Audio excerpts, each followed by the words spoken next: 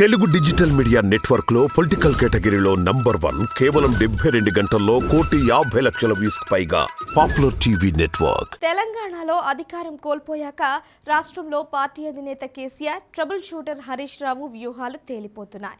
మరొక వైపు కీలక నేతలు పార్టీని వీడుతున్నారు. వారిని కట్టడి చేయడంలోనూ త్రిమూర్తులు అనగా కేసీఆర్, కేటీఆర్, హరీష్ రావు విఫలమవుతున్నారు.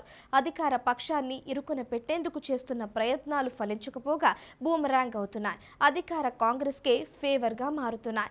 వ్యూహాలు విఫలమవుతున్నా, ఎత్తుగడులు చిత్తవుతున్నా అధికార పార్టీని ఇరుకున పెట్టే ప్రయత్నాలు మాత్రం మానటం లేదు. అదే జరిగితే పార్టీ ఉనికి ప్రశ్నార్థకమవుతుందని గులాబీ నేతలకు తెలుసు. ఈ క్రమంలో రేవంత్ రెడ్డి విసిరిన ఓ సవాల్ ఇప్పుడు బీఆర్ఎస్ కు బలం తెచ్చింది. ఆగస్టు 15 లోపు రుణమాఫీ చేస్తానని, అప్పుడు హరీష్ రావు రాజీనామా చేయాలని సవాల్ చేశారు. దీనికి హరీష్ రావు తగ్గేదెల్లే అంటూ ముందుకు వచ్చారు. రుణమాఫీతో పాటు 6 గ్యారంటీలు అమలు చేయాలని, అలా చేస్తే తాను రాజీనామా చేయడంతో పాటు ఉప ఎన్నికల్లోనూ పోటీ చేయనని ప్రకటించారు. అంతటితో ఆగకుండా అమరవీరుల స్తూపం వద్ద ప్రమాణం చేద్దామని, రాజీనామా పత్రంతో రావాలని సవాల్ చేశారు. దీంతో రేవంత్ ను డిఫెన్స్ లో పడేశారు. హరీష్ సవాల్ కు రేవంత్ రెడ్డి కూడా స్పందించారు. డెడ్ లైన్ లోపే రుణమాఫీ చేసి చూపిస్తామని ప్రకటించారు.